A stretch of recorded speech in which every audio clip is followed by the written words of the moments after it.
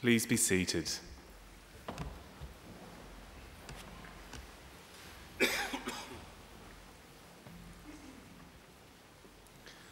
Distinguished guests, ladies and gentlemen, I would like to invite Mr. Chris Tobin, representative of the Darug people, to offer the traditional welcome to country. Mr. Tobin.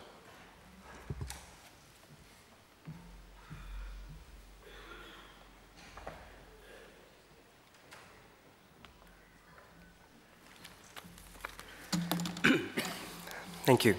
Warami, and welcome to the lands of the Wallamedigal. I belong to one of the local Aboriginal families of the Darug people, the traditional custodians over this part of the country. I wish to thank the university for their acknowledgement of us and for the invitation to welcome you all here today. That acknowledgement is important for our people and much appreciated, particularly by our elders. Education is highly valued in Aboriginal culture too. Knowledge meant survival, and our elders are traditionally accorded great respect for their accumulated wisdom and experience. My family descend from Yarramundi, a respected elder and cleverman of the Burrabrongal clan during the early years of colonisation. He saw that our survival in this new world could best be secured if we could learn more about it. As such, he enrolled his daughter into the Native Institution, a school set up by Governor Macquarie himself in 1815, offering formal education to Aboriginal children. Young Maria studied there for several years and used her newly acquired skills to lobby and ultimately secure some land for herself and her family out along the Richmond Road. Other Aboriginal families soon joined them, and it became known as the Blackstown, from which present-day Blacktown gets its name. We are very proud of her, as I'm sure your families are of you here this morning. And with good reason, for your progress progresses us all. Your advancement is our advancement. Now that was perhaps more readily understood in traditional times when camps were smaller and clan groups abided by strict sharing laws, which meant that the food that you caught and brought back was distributed throughout the rest of the camp. Your skills and good fortune were thus enjoyed by all, and your efforts literally nourished the whole community. You in turn were looked after by them. Yes, we can live quite beautifully when we do it properly. Our Aboriginal ancestors certainly lived well in many respects, and I use occasions like this to offer them to yourselves as a benchmark or a model on how good to expect our lives today. You see, when Captain Cook arrived here a little over 200 years ago, he described the people he encountered at Botany Bay as one of the happiest people he had met in the world.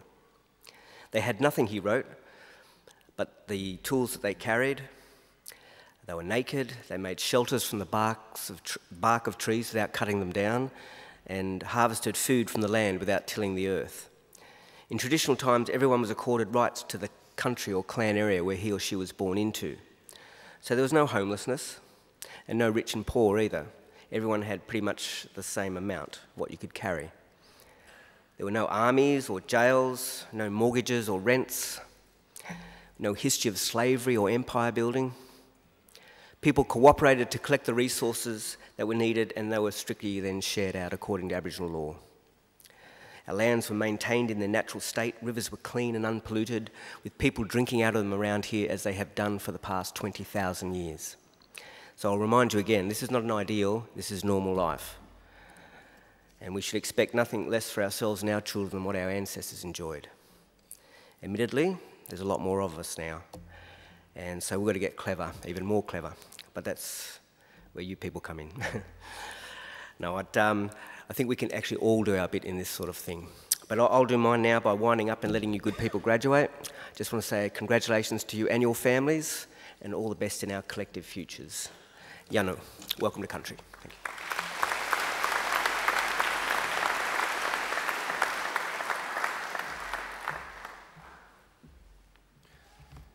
you. Ladies and gentlemen, I am pleased to announce the Deputy Chancellor of Macquarie University, Ms. Elizabeth Crouch.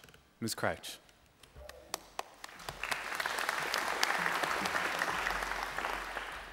Graduates, ladies and gentlemen, boys and girls, welcome.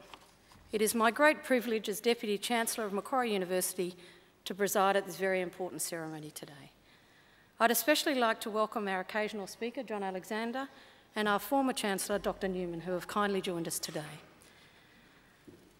A big welcome to our graduates. I hope that this will be a very happy and memorable occasion for all of you. You deserve to take great pride in your graduation today. Completing a degree is never easy. You need an intelligent and inquiring mind. You need determination and perseverance. You need to make many sacrifices. But that hard work has paid off, and I congratulate each and every one of you on your achievements. Today, I also want to especially welcome those of you who are behind our graduates as their invited guests, because you've all done well too. The very fact that you are here, the fact that you've been invited by one of our graduates to share one of the greatest days of their lives is proof positive that you've been an important influence. So, mothers and fathers, brothers and sisters, cousins, sons and daughters, grandmothers and grandfathers, friends, husbands and wives, partners, boyfriends and girlfriends, congratulations, and thank you for celebrating this great occasion with us. I have another important service for you to perform for our newest graduates. I want you to make sure that the degrees they receive today are never ever put in a bottom drawer, but are always proudly displayed in a position of prominence. In other words, if our graduates are too self-effacing to proclaim their success, we want you to make sure you do it for them. The ceremony that we're about to participate in today is one of the world's oldest social rituals. For centuries, graduates have been donning robes just like the ones our graduates are wearing today and participating in ceremonies just like this. Indeed, there are some 50 universities in the world that can trace their history back more than 500 years. Macquarie, by comparison, is relatively young at just 49 years of age. However, in those 49 years, we've come a long way. We now have more than 130,000 Macquarie graduates living in more than 140 countries.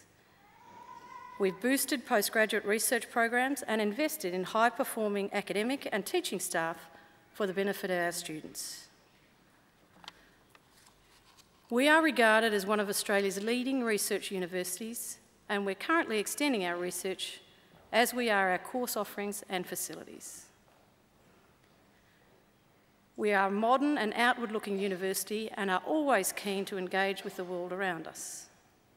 On your way here today, you may have seen our new Macquarie University Hospital, which is used by students and academics in our School of Advanced Medicine. You may also have seen or used our new library, which provides a 21st century learning and research environment. And more recently, our new Advanced Hearing Hub, which will open shortly, which will be a world-leading institute dedicated to advances in hearing, speech and language science. So we're forward-looking and we're on the move. However, some of the things we value so much about Macquarie will not change. The friendliness of our staff and our students that all our visitors notice and comment upon will continue. The beautiful park-like grounds that make this campus so enjoyable. All of these things will stay in your memory and remind you of your links with Macquarie. Links we hope you will maintain through our alumni network. Remember, you will always be welcome. We want Macquarie to always be a leader in teaching and learning and a leader in the accumulation of wisdom, knowledge and understanding. In other words, an ideal community of scholars. And in just a few minutes, it will be my very great honour to confer your degrees upon you and welcome you as lifelong members of that community of scholars we call Macquarie University. Thank you.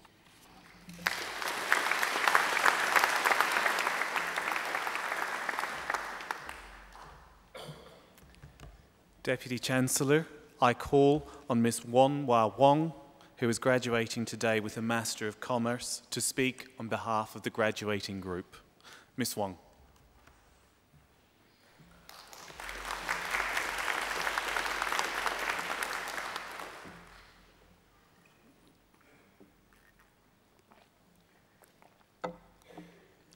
Deputy Chancellor, members of the university, fellow graduates and guests, good morning. A few weeks ago, I missed a call from the graduation unit.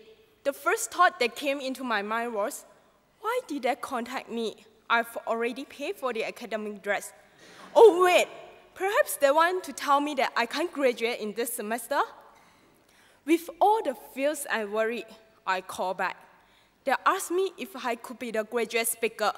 Oh no, this was worse than the worst case scenario that I imagined. But on second thoughts, this was a chance that I could take full advantage of. So here I am today. I want to use this opportunity to give my parents a surprise. I know they are looking at me now in tears. I know I've never failed to surprise you. Also, it's my honor to speak on behalf of such a distinguished cohort of graduates.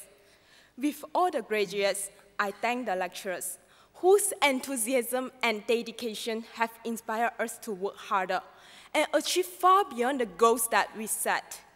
Thank you for sharing your knowledge and valuable experiences, which have shaped us into who we are today.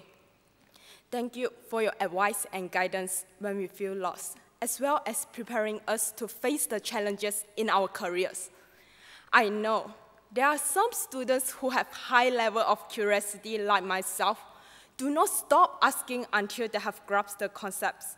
This has definitely increased the stress level and working hours of the lecturers. So, I want to say a big thank you for your patience in clearing our doubts. A lot of people told me that today is your day. Enjoy it. In fact, I believe that today is the day for our loved ones. We would like to express our gratitude to our moms and dads, family and friends, wives and husbands, for those who have married. Without your love, encouragement, and support, we couldn't have come this far. Of course, we shouldn't forget to thank Google and Wikipedia too, right? Honestly, completing a degree at Macquarie University is a challenging task. Indeed, nearly impossible. Given the fact that we have to pass the exams written by our super smart lecturers. I can see 100% of you keep nodding now, including the family members, whom I believe have been busy receiving calls from us during the exam periods, complaining how hard the exam was. Anyway, we have made it. Congratulations to every one of you on your great success. Before today, when people ask for my occupation, I will answer student without hesitation. After today, my occupation status changes to unemployed. Since we are the graduates from this exceptional university, I am very confident that we can get a well-paid job in no time. But, and yes, I know money smells good, but don't let it define who we are. We do not have to be famous to change the world. We can be people with integrity, contributing to the society using the knowledge that we have learned here. What would a graduation speech be without any advice, right? J.K. Rowling once said that some failure in life is inevitable. It is impossible to live without failing at something unless you live so cautiously that you might as well not have lived at all, in which case you fail by default. So, believe in yourself, never ever give up trying.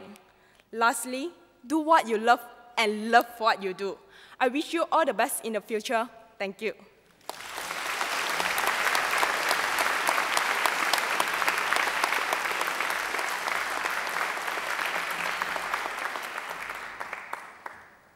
Thank you, Wanwa, for your very enthusiastic thanks on behalf of the students. I am sure you will do very well as you go forward, and thank you for your words of wisdom for your fellow students. So please join me again in thanking our graduate speaker.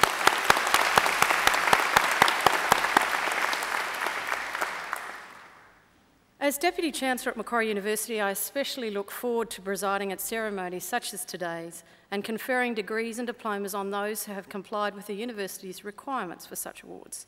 Now, before I call on the Deputy Registrar to do that, apparently if I confer a degree on you, I can't, and I do it accidentally, I can't take it away. So the Deputy Registrar's got to do the job for me and tell me basically that you've met all the requirements that you have to. You've been to every lecture, you've been to every tutorial, you've filled in every assignment, you've done everything you need to do in order to qualify for these degrees. So I'll ask him now to certify your eligibility. Thank you, Jonathan.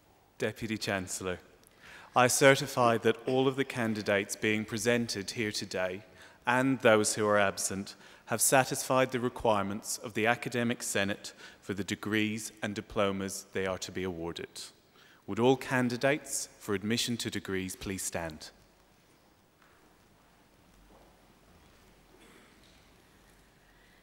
In the name of the Council and by my authority as Deputy Chancellor, I admit each of you present and those absent to the degrees or diplomas for which you have qualified. Please join me in giving them a round of applause.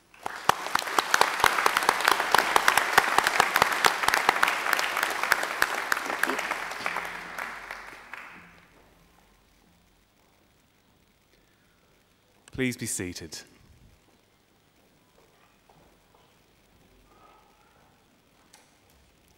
Deputy Chancellor, the graduates at this ceremony are from the Faculty of Business and Economics. This is the largest faculty at Macquarie and one of the largest in Australia. A broad range of programs in some of the most exciting and topical areas of business and economics are offered, which continue to be in high demand both domestically and internationally. Graduates have recorded employment levels and starting salaries well above the average for all Australian business schools. Research in the faculty is cutting edge and innovative and feeds into teaching, giving students the best possible learning experience. This faculty includes research and study areas in accounting, actuarial studies, applied finance, economics, management and marketing. Deputy Chancellor, I now call on Professor Mark Gabbett, Executive Dean of the Faculty of Business and Economics, to present the graduates and diplomates. Professor Gabbett.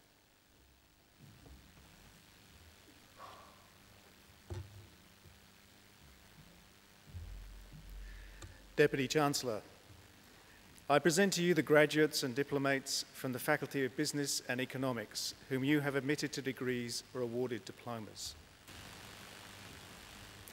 I present the graduate admitted to the degree of Doctor of Philosophy, Dr. Zhi Wang, who has been awarded the Vice-Chancellor's Commendation for a thesis entitled Essays on Monetary Policy for DSGE Models with Real Frictions.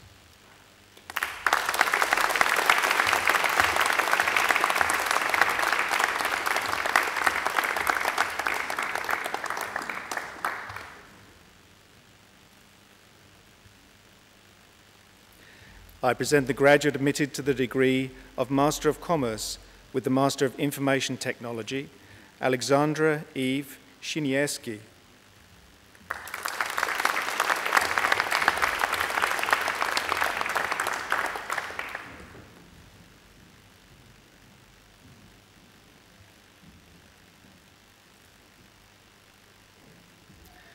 I present the graduate admitted to the degree of Master of Banking and Financial Regulation, Nidhi Prasad.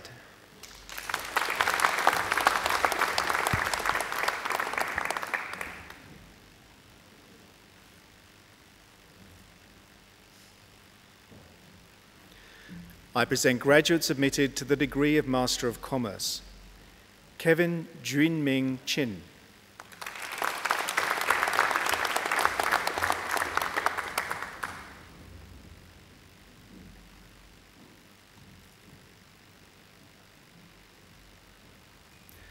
Songfu Dai.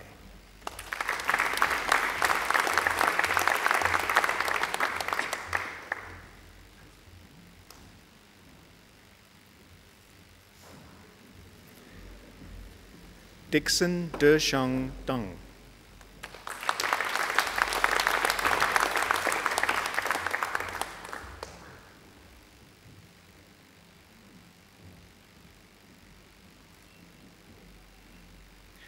Maria Alejandra Diaz Vargas.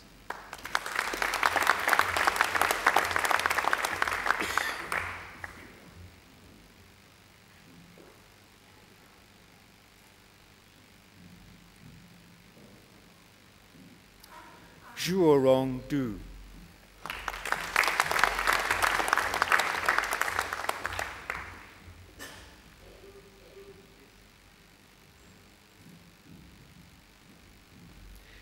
Xiao Feng.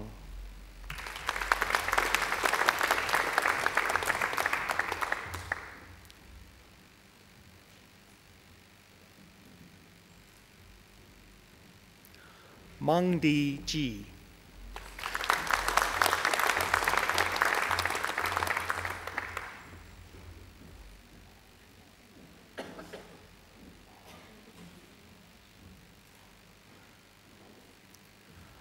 Bo Chang Jin.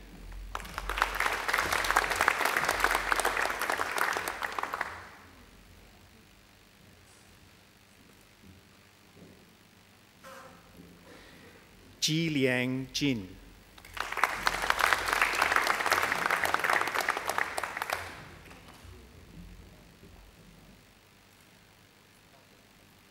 Safal Kadka.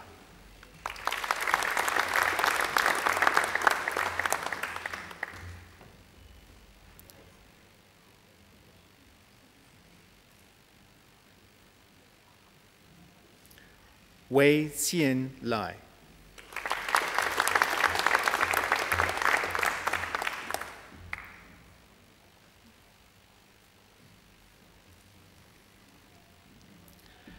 Wei Lang Liu.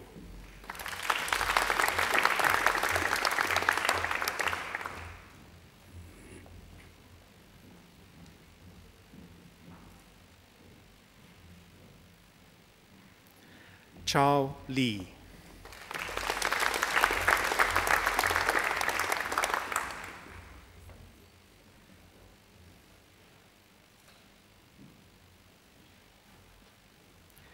Jia Xing Li.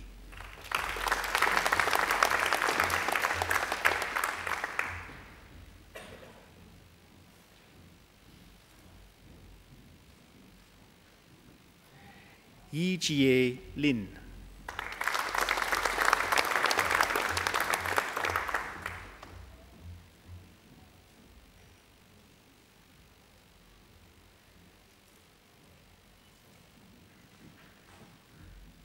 Zhe Song Liu.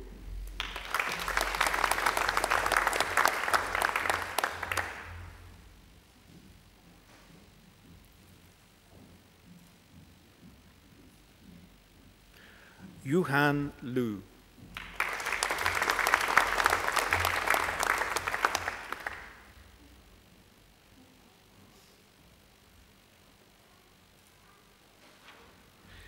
Qinglong Ning.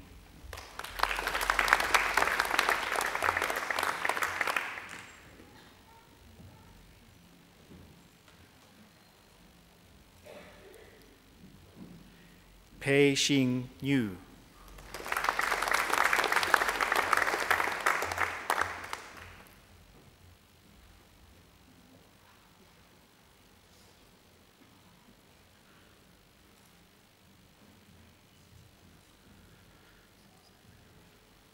Ashok Oli.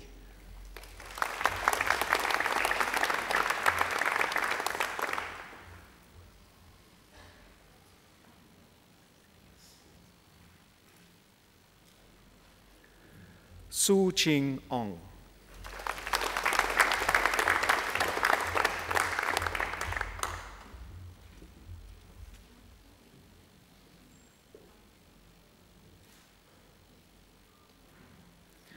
Ramla Tahir.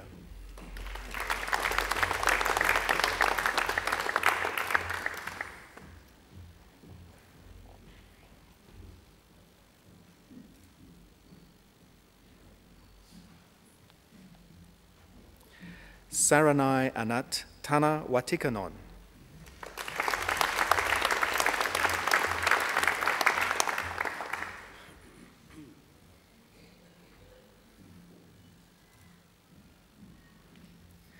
Jinqi Tian.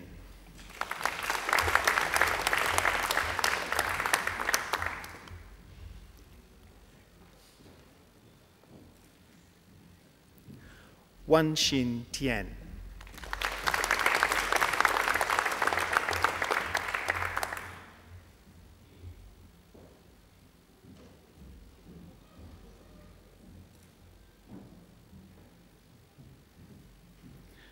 Chao Ying Wang.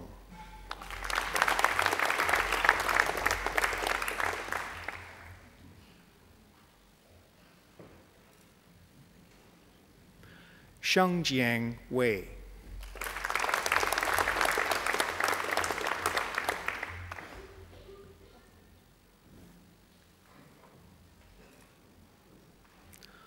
Wanhua Wang.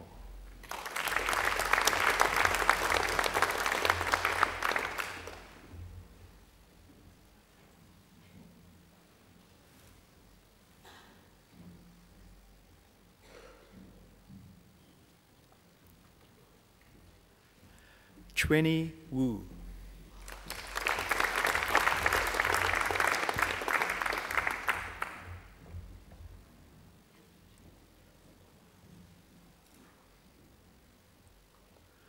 Haoxiang Yao.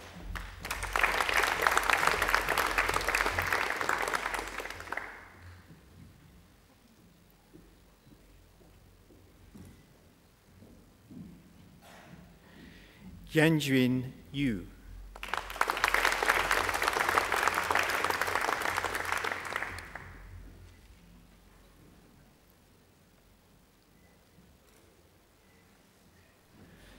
Lin Yue Zheng.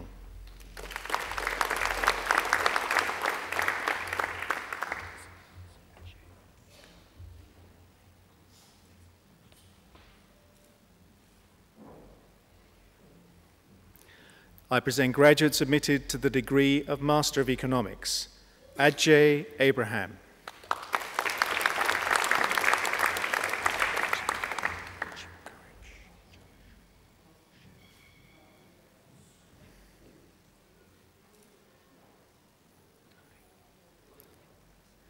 Sheila Jepkoech Chelashaw.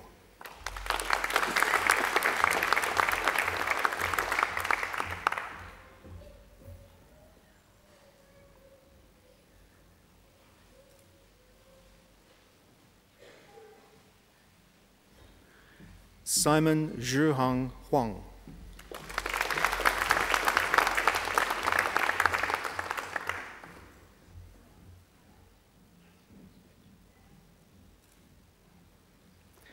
Andrew James King.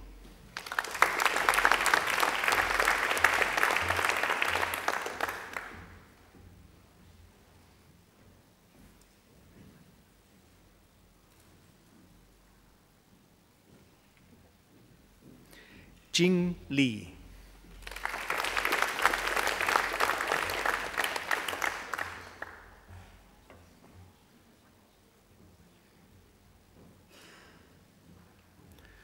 Yuhong Liu.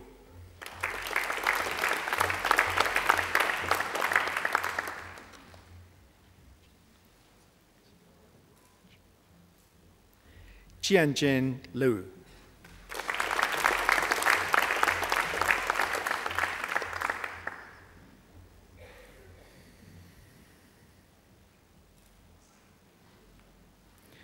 Cameron Colin Milliken.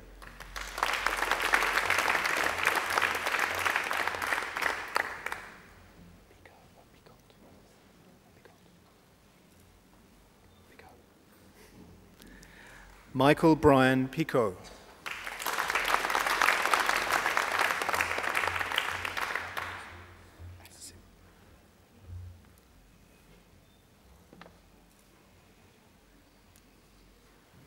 Asim Sadar Sheikh.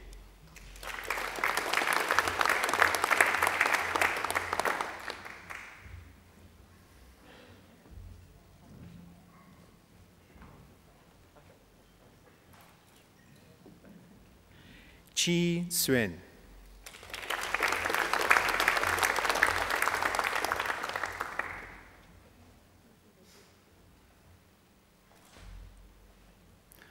Wei Hong Suen.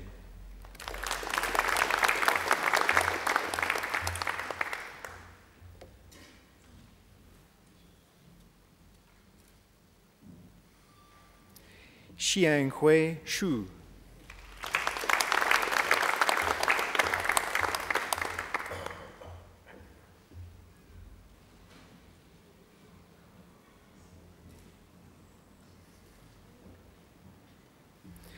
Tian Chuan Yap.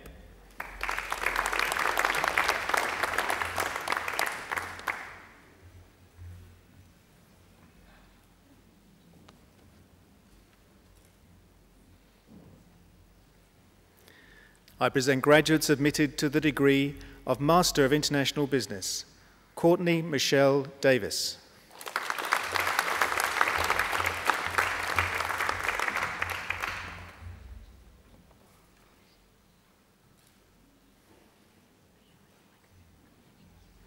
Yan E.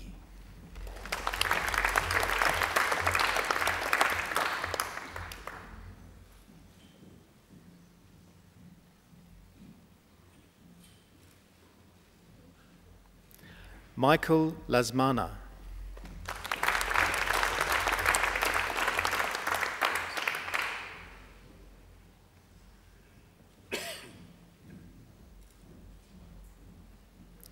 Serambayan Sodnom Saran.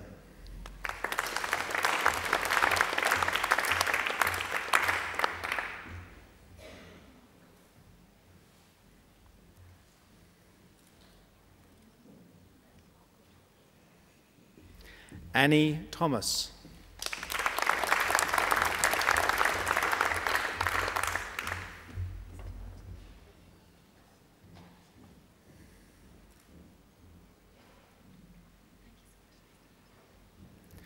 Sahil Zaidi.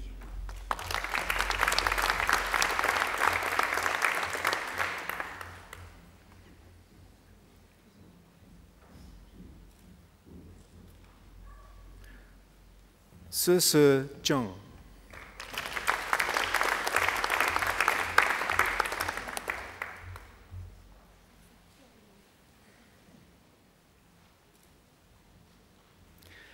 I present the diplomate awarded the Postgraduate Diploma of Research Preparation, Business and Economics, Amite Lapidot.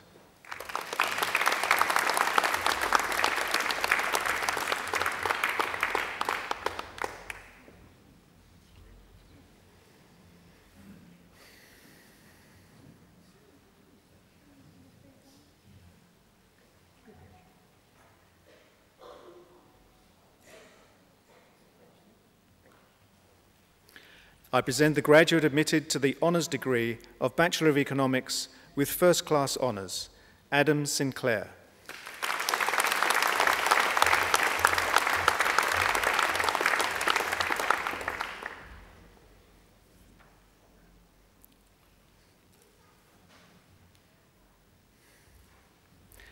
I present graduates admitted to the honours degree of Bachelor of Economics, Ryan Esplin.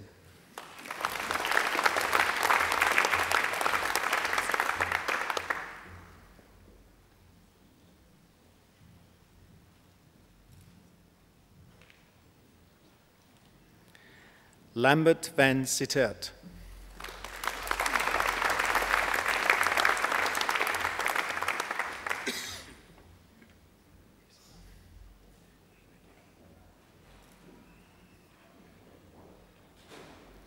Luke Wilson.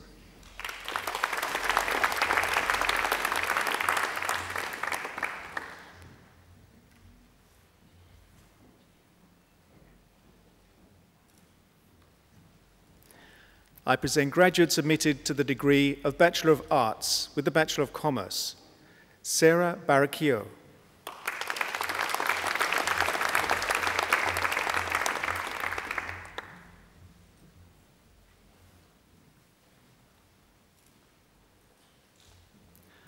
Alessia Calvi.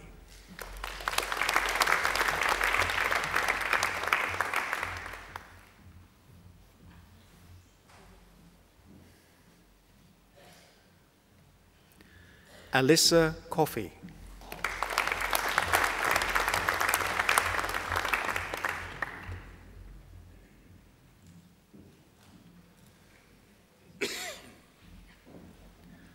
Yu Chen Gu.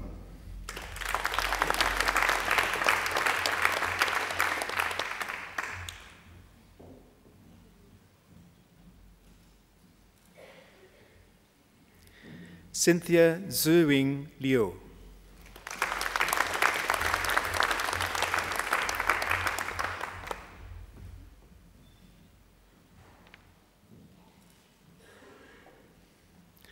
Yana Teresa Malouf.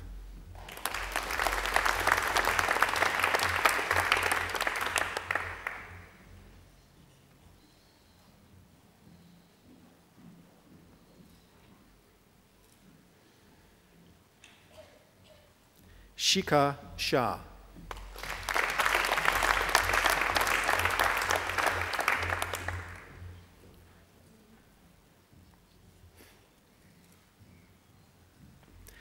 I present graduates admitted to the degree of Bachelor of Commerce with the Bachelor of Science.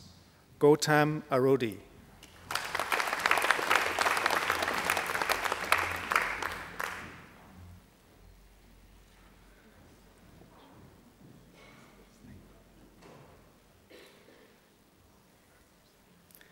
Marie Olivia Caristo.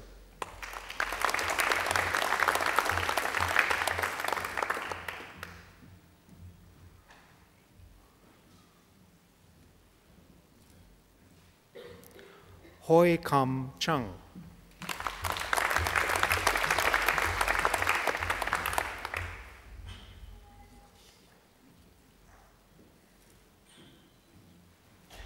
Mitchell Wayne Raymond Larson.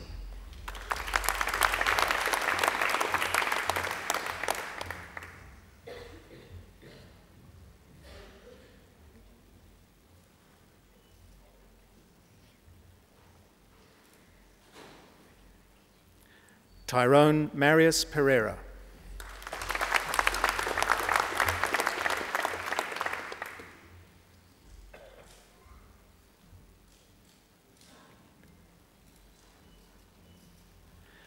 I present graduates admitted to the degree of Bachelor of Arts. Olivia Behan.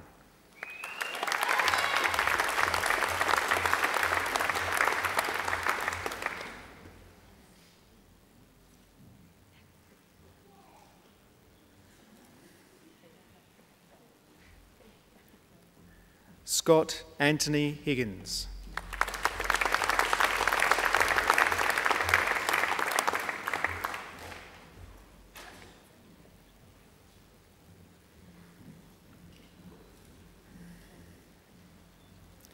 Zach Homer.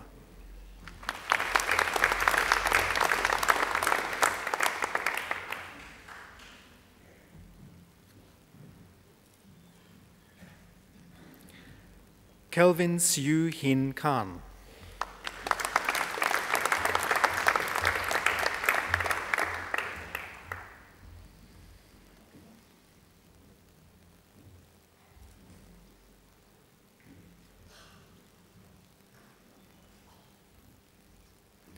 Samuel Langford.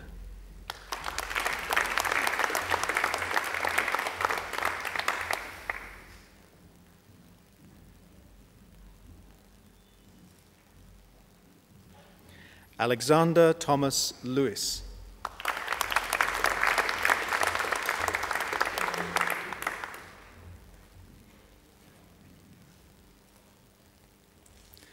David James Morton.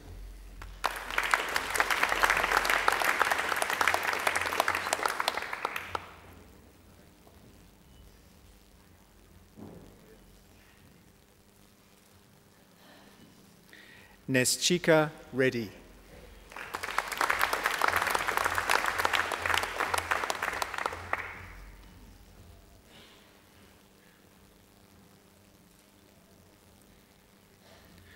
Oliver Broughton Scotting.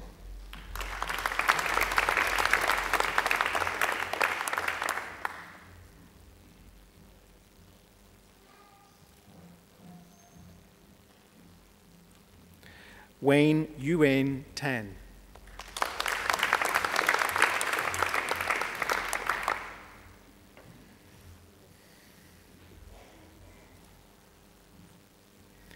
I present graduates admitted to the degree of Bachelor of Commerce.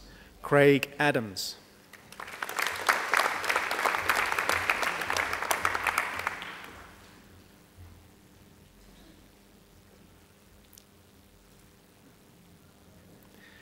Vinelli Alarcon.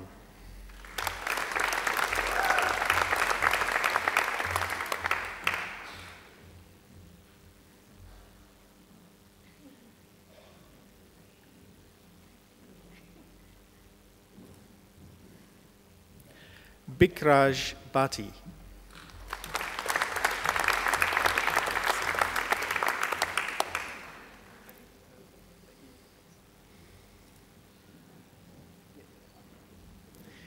Yi-Lin Tse.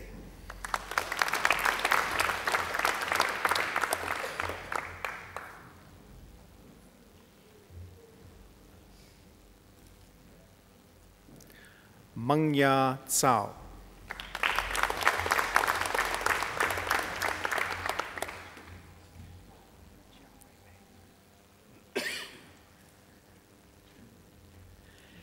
Zhao Huimei Che.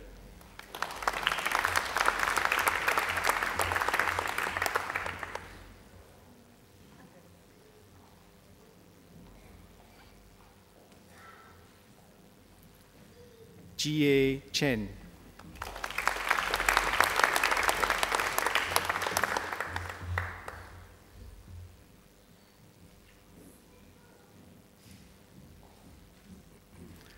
Oi Ching Cheng.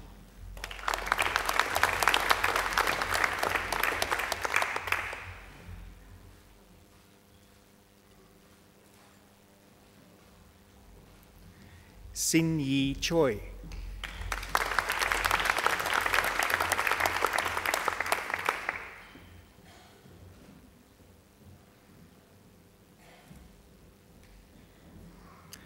Stephanie Kwan K. Chu.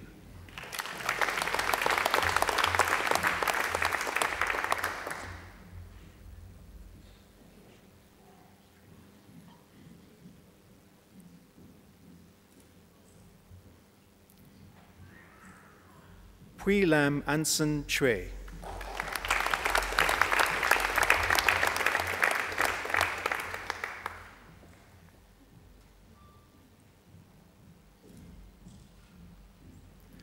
Le Ding.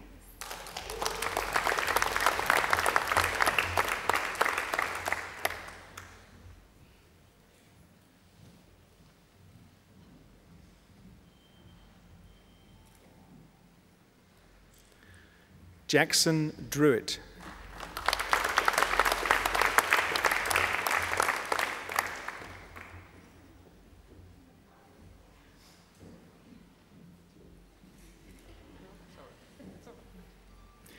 Jie Feng.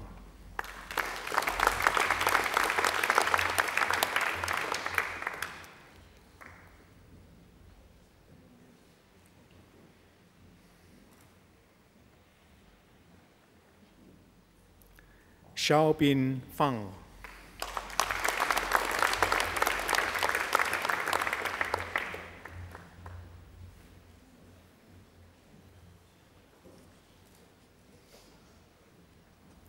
Shu Feng.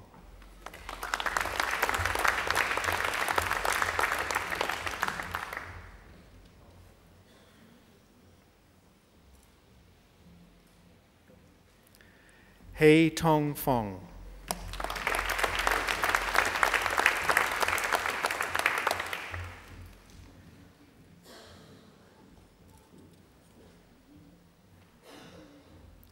Hong Yi Gan.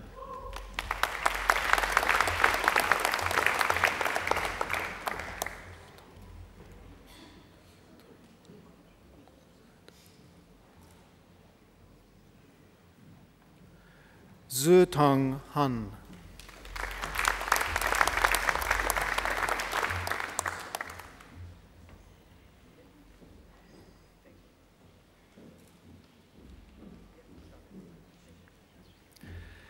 Xiao Tong Ho.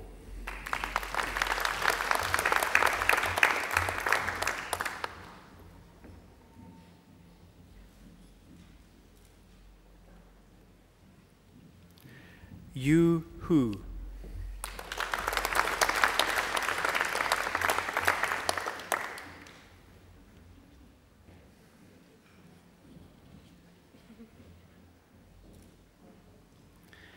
Li Bin Hua.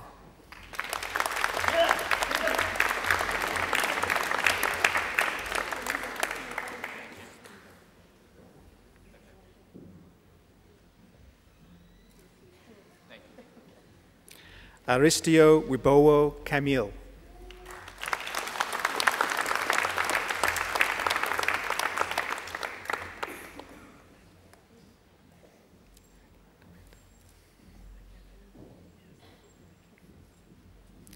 Reni Novita Keniasi.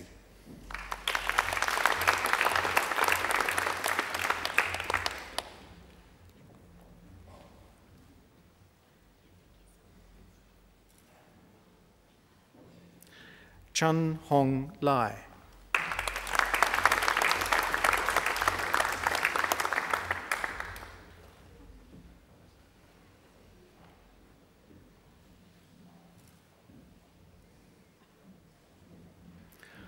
Wu Poon Lee.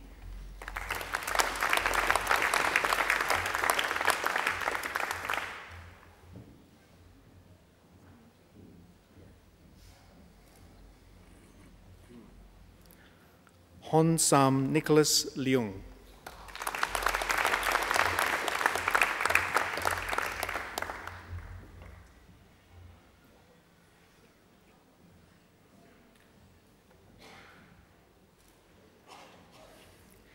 Jia Shi Lee.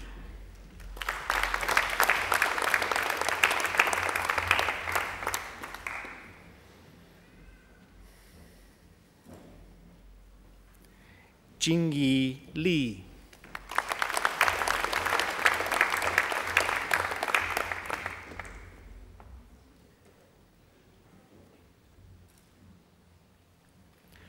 Ray Lee.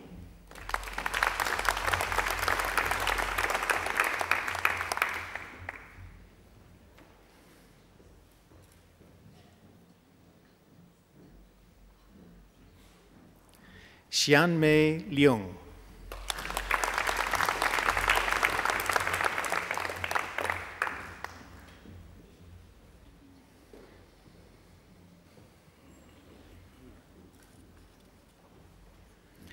Wei Lin.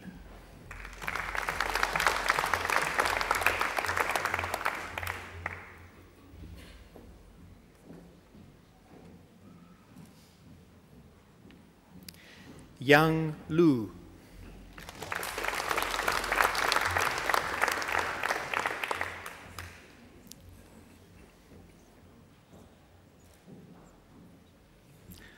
Chung Ma.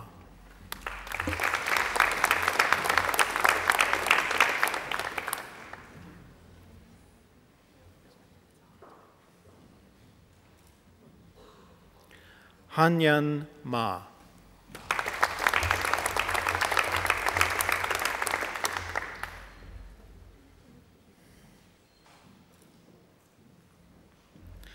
Kawa Gordon Ma.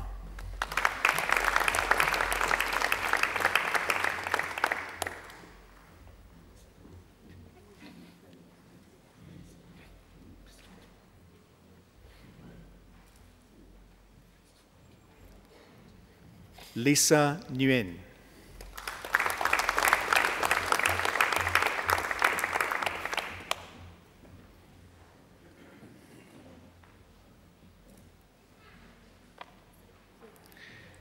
Junming Pan.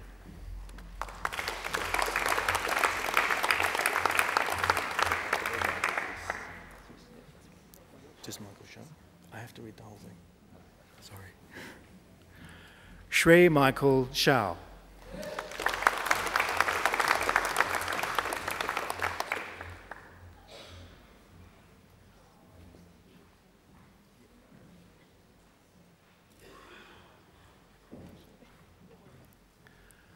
Su Hui Tan.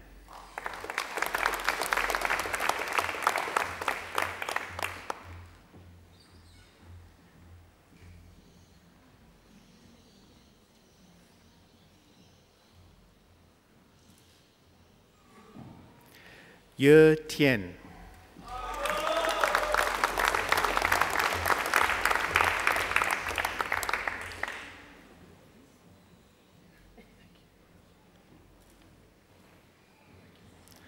An Chi Wang.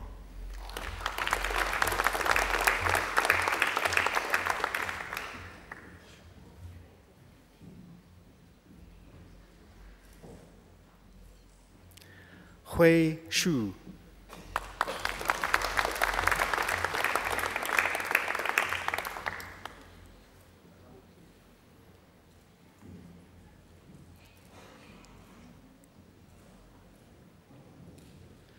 Sister Sally Shu.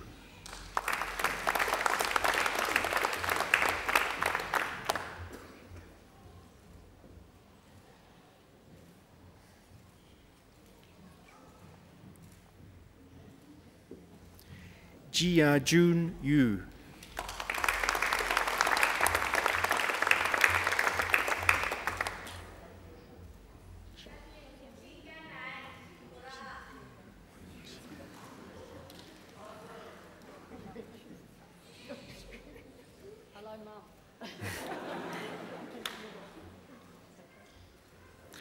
Wan Qian Yuan.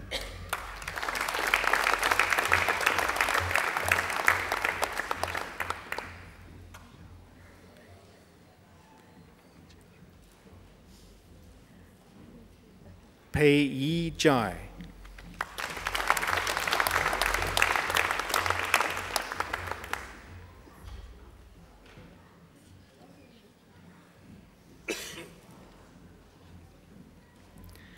Lingjie Zheng.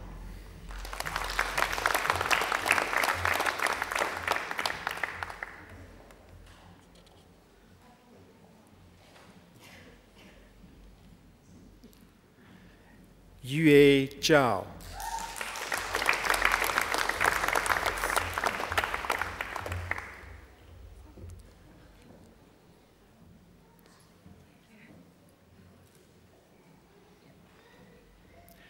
Zhejiang Zhen.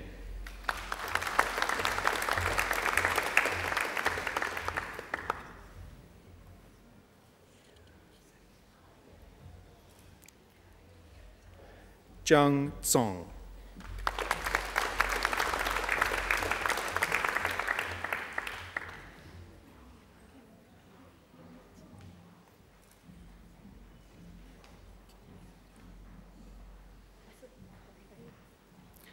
I present the graduate admitted to the degree of Bachelor of Commerce, Accounting, Claudia Na-Ying Chan.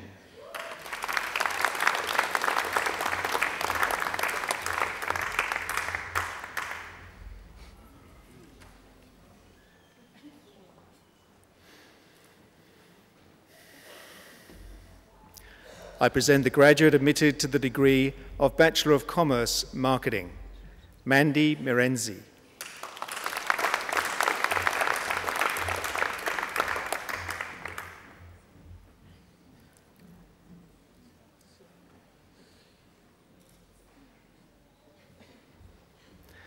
I present graduates admitted to the degree of Bachelor of Commerce, Professional Accounting, Sebastian Romain Brennan.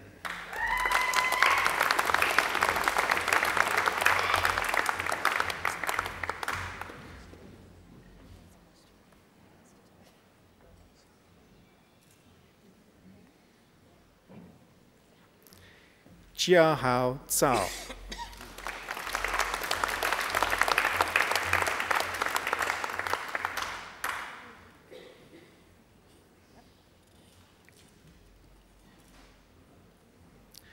Chen Chen.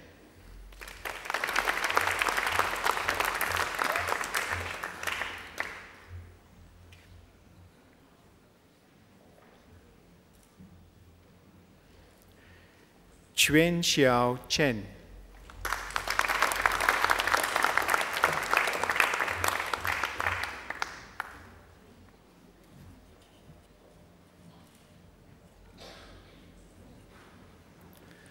Chu Yi Chen.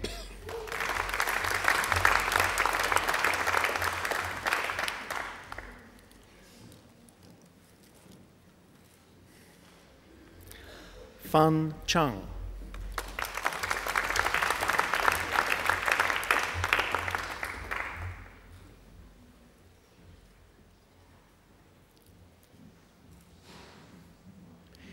Qiyong Gao.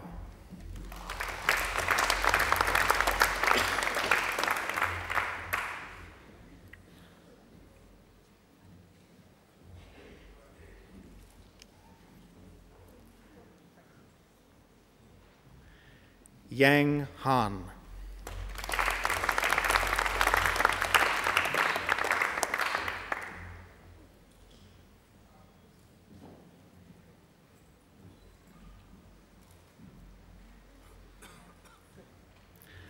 Tao Hu.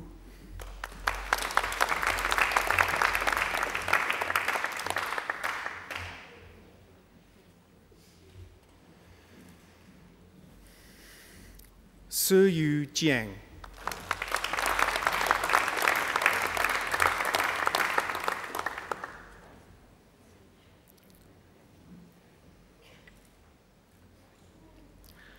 Baolin Li.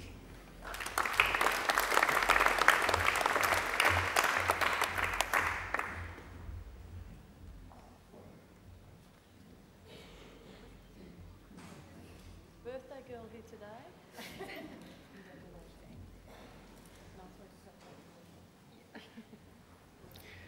Jing Liang.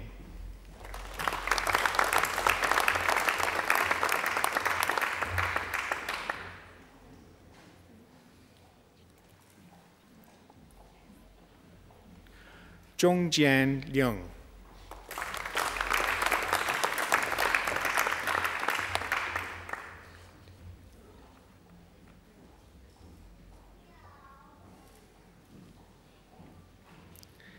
Ting Lin.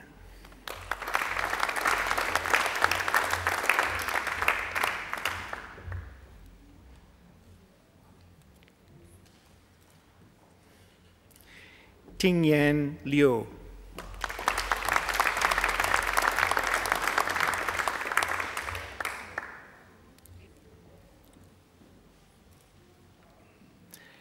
Xiaowan Liu.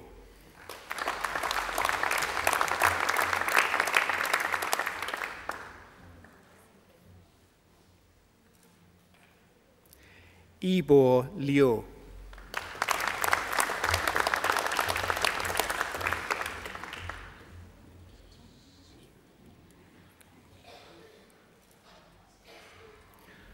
Wai Keung Siu.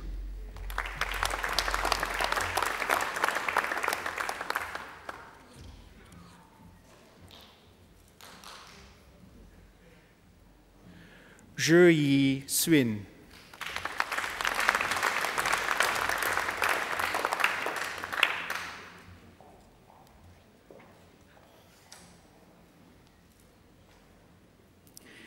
Yilin Tan.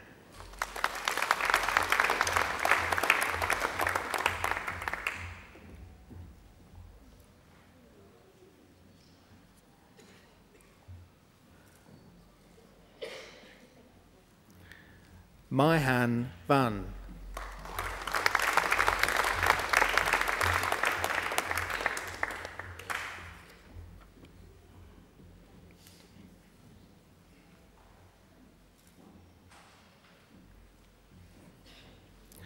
Dong Xiao Shu.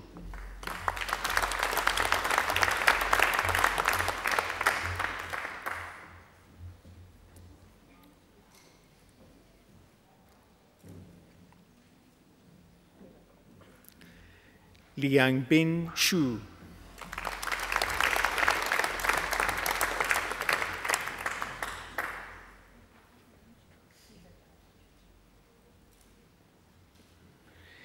Jianjing Zhu.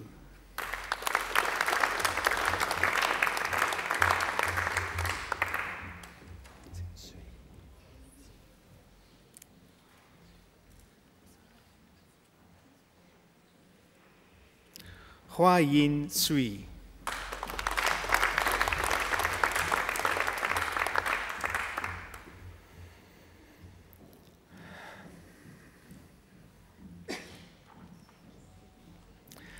I present graduates admitted to the degree of Bachelor of Economics. Mohammad Zafran Azharuddin.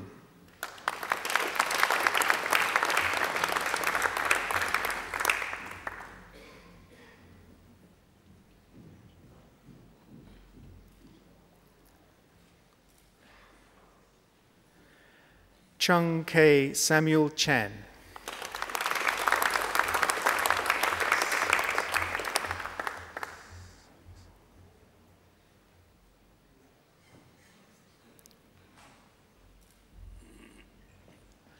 Semsuav Pavel Chapko.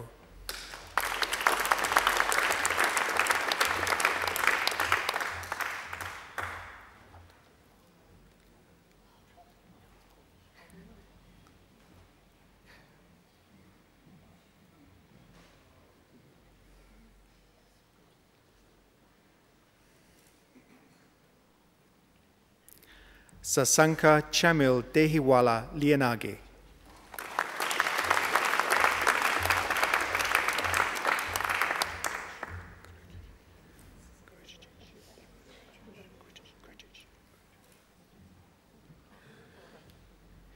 Igor Grucic.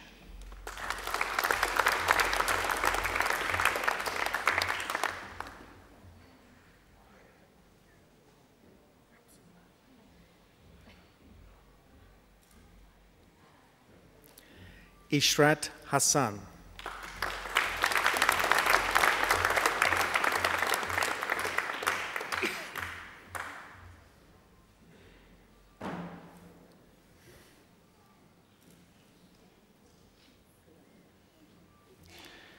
Daniel Paul Norris.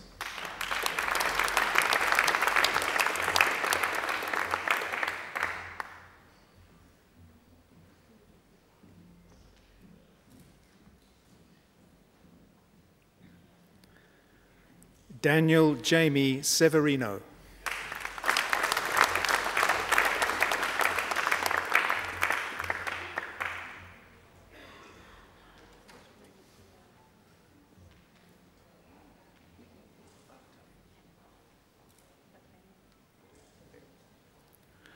Ramana Wignaraja.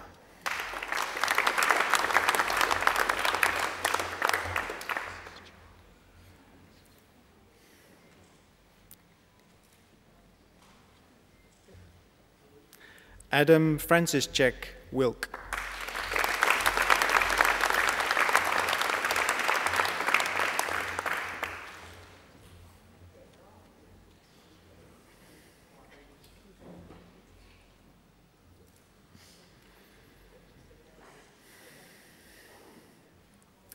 Deputy Chancellor, that completes this morning's presentation of the graduates from the Faculty of Business and Economics.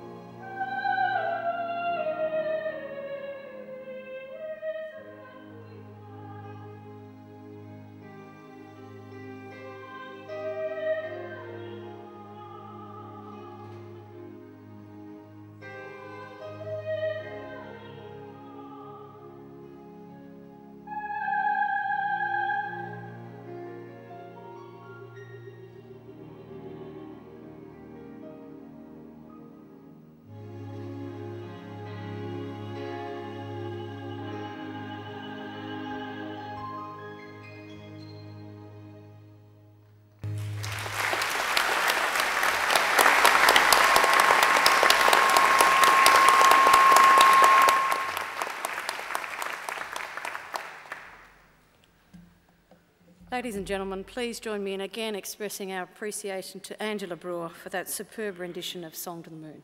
Angela.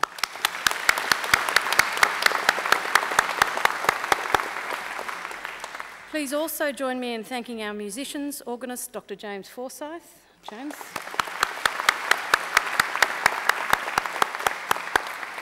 And on the Chinese flute, Mr. Chai Chang-ning.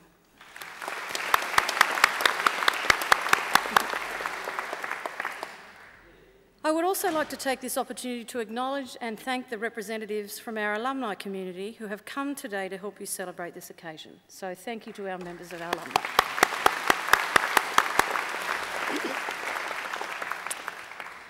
It is now my great pleasure to introduce our occasional speaker, Mr. John Alexander. John Alexander, known as JA across the nation, is the federal member for Bennelong.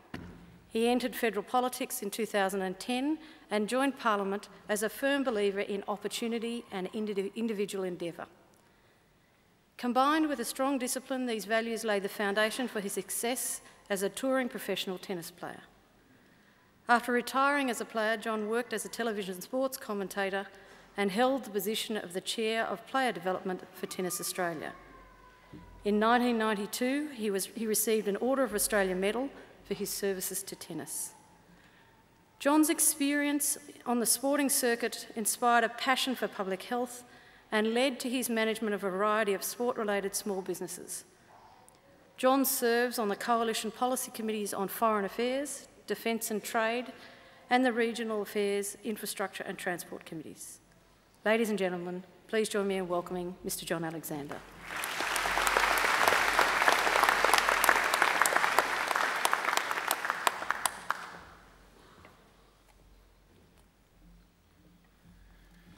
Deputy Chancellor Elizabeth Crouch, Executive Dean Professor Mark Gabbett, and former Chancellor Dr. Maurice Newman. And Angela, you've just taken my breath away. You sang so beautifully. What a lovely part of this ceremony. Thank you for the opportunity to give this occasional address today. Graduates, I can only imagine the thrill, possibly the relief that you are going through. Although I find that I'm a part of your journey in that I have 3 children who live with me who are going through your experience, one here at this very university, and she is really enjoying that trip. To the families and supporters and friends, I can relate to you. To especially our foreign students who are guests here, who may not have that support, you have so much more that you have gained, and possibly in the friendships that you've had and established through your education, because education is more than just getting a degree. It is that experience that you have had and that you've given to our students.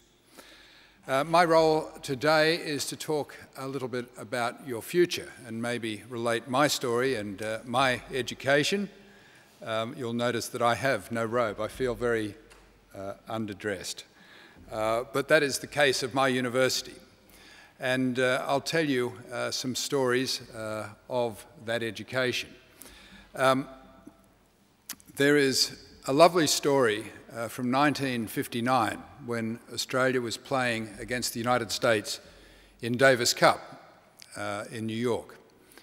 And at the dinner, Harry Hopman, our great captain and coach, was making an after-dinner speech about his methods of achieving full potential of the players who he was charged with. He had had a great deal of success in this area. Many would think he's the greatest coach of all time, and I'll get to some of his record later on. But there was an Iranian immigrant who was serving drinks that night, and he listened to the speech. And he was so moved by Harry's encouraging words about how to fulfill potential in young people that he decided that night that his son was going to be the greatest tennis player the world has ever seen.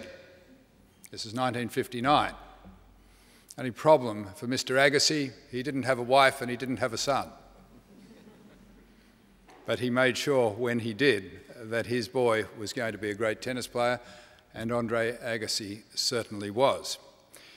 In 1968, I was selected as a 16-year-old to represent Australia in Davis Cup and start travelling with Harry Hopman. His legend had preceded. I knew a lot about Mr. Hopman and his methods of training. He was the first person who had decided that part of being fit for international tennis was in fact getting fit. And he took people to the gym. And he devised exercise programs, torture programs to make players fitter. In fact, one of the great stories was when he took a young Victorian boy who was only struggling in the junior ranks, and he said to Stan Nichols, who was the gym master, "I'm going into boxing, I want you to train this young man to be the world middleweight champion." And this was the commencement of this type of training in a gym. That young man was Frank Sedgman. Frank Sedgman dominated the game for a period of time and was the commencement of the great Australian game. We travelled a great deal that year, and we learned on the job. We learned to take the experience of competition and use that as our guide, telling us very clearly,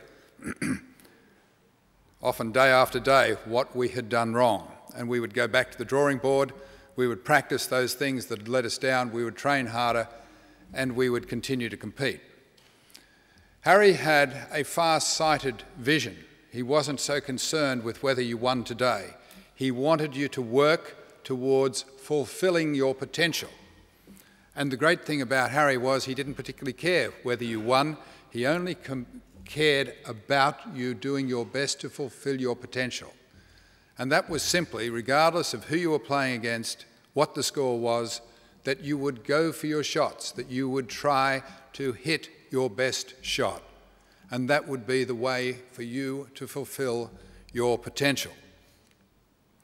To nurse the ball in, hoping that your opponent would not be up to scratch and would make an error, may achieve a result that day, but it would doom you to not fulfill your potential. And as soon as you came across a worthy opponent, you would certainly lose if you continued on that path. He would tell you to relax and go for your shots, hit the balls for the lines. He was optimistic, encouraging. He had gone beyond those things that you might learn from a coach. He didn't like being called a coach. He wasn't prescriptive. He was more philosophic in his view. He was fascinated at the individual nature of players and the strange techniques that some of them might have. Later on, long after his legend had been forgotten and I was in the player development board and I was having biomechanists tell us how tennis balls had to be hit, and I thought this was so foreign from what Harry had done to achieve greatness, that you could be so prescriptive to say that you had to bend your elbow at a certain degree on the way you're taking the racket back to achieve a better shot. At the very same time, our players, when they were graduating from the Academy of Tennis, couldn't do chin-ups, couldn't do sit-ups, and some of them couldn't run out of sight in a week. We had forgotten about the basics of physical training, that advantage that you could carry onto the court. To give you some idea of how successful Harry Hopman's methods had been, in 1968, which was the first year of open tennis, our four leading players would compare favourably to the four leading players of today. Australia had 6 of the world's top 10 men, 5 of the top 10 women. Margaret Court had just won the Grand Slam, 1970. Rod Laver won the Grand Slam for the second time in 1969. So when you compare our leading 4 players of that day with Roger Federer, Rafael Nadal, Djokovic and Murray, our 4 leading players at that time were Rod Laver, who had won the Grand Slam twice, Ken Rosewall, who had been denied the opportunity of playing in Grand Slam tennis for some 11 years, but despite that had won 8 Grand Slam events. If you take 11 years out of any other player's career, there is not a player in the history who's won 1 Grand Slam event. Roy Emerson, who until Pete Sampras beat his record, had won more Grand Slams than any other player. And the poor 4th member was John Newcombe, who only won Wimbledon 3 times and the doubles 5 times. This was an extraordinary testimony to those methods. The concept of pursuing your best efforts, of seeing how good you can be, not how good you have to be just to have the win that day, was the method and the philosophy that Harry brought to his world. It's a philosophy that has put me in good stead. I've had 3 careers. One as a tennis player, which went for 18 years, one as a sports club developer, which then led me to my current career in politics. But the concept of meeting competition, accepting responsibility for your losses, or in your case, bad marks, and then getting back and addressing those shortcomings, gradually evolving yourself into the best self that you can be. This is the end of one phase of your life and the beginning of the next. You have a degree. It's now up to you to choose what to do with it, how to fulfill your potential. I can promise you the one absolute fact for every single tennis player who's ever picked up a racket, the very best in the world, the one guarantee is that you will lose matches. What determines whether you succeed is what you do with that loss. You will have setback after setback. You will have failure after failure, and it is what you then do with it, what you do with your education to then fulfill your potential. And if you think about your fulfilling your potential and this wonderful country that we live in, with your intelligence, with your education, with the opportunity that this country gives you, then you've got to think, if each and every one of you can fulfill your potential, then this country is much, much closer to fulfilling her potential. So I wish you all of the best. In those moments of hardship, you'll have family and friends to support you. In those moments of triumph, you'll have a lot more people who will support you. Remember the hard times and enjoy the good times. This is a great time. As my mother used to say when I went to school, it's the best time of your life. I guess today is the best time of your life. So much congratulations to all of you and good luck with your future. May each and every one of you seize those opportunities and fulfill your potential. Thank you very much.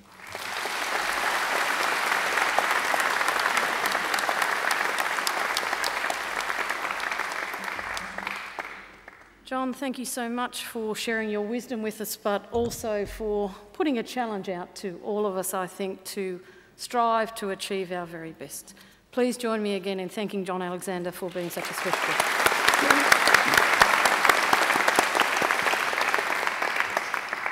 Graduates, this ceremony marks a change in your relationship with Macquarie University, but it's certainly not the end of your association with us. For the rest of your lives, you are part of the larger Macquarie family, our alumni body, and part of a network of more than 130,000 Macquarie graduates across the globe. We will keep in touch with you through our Alumni Relations Office and hope you will come back here to attend alumni functions, or to undertake more study, or simply to visit this beautiful campus. Graduates, the award of a university degree carries many opportunities and privileges, but like all privileges, it also carries responsibilities.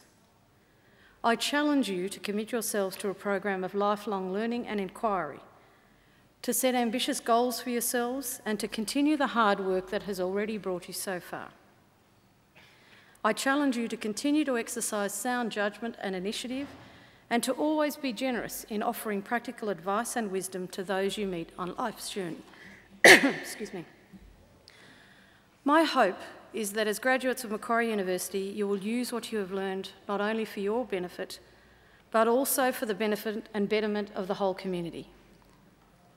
And in all you do, I charge you to uphold the good name of Macquarie University. I also hope that you will always remember the people who have helped you along the way, many of whom are here with you today.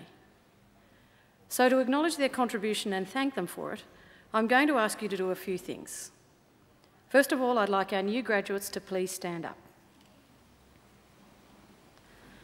Now, I want you to place your testamas on your seats, to turn around and face your family and friends and give them a mighty round of applause.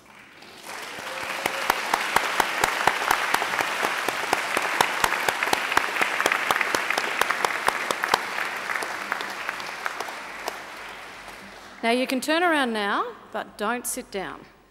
Here on the dais are representatives of our academic staff who have supported you throughout your journey. Please join me in thanking them.